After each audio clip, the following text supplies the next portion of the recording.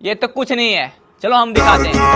पीछे वाली पूरी रखे से तू गाड़ी में पूरा सीट नीचे रखे हथियार का बोल क्या सॉरी ठंडा है भी और तेरे यार का पीछे वाली पूरी रखे से तू गाड़ी में पूरा सीट नीचे रखे हथियार का। तो दोस्तों अगर आप इंडिया से हो तो चैनल को सब्सक्राइब करके वीडियो को लाइक करो और कमेंट में I love my India comment करो।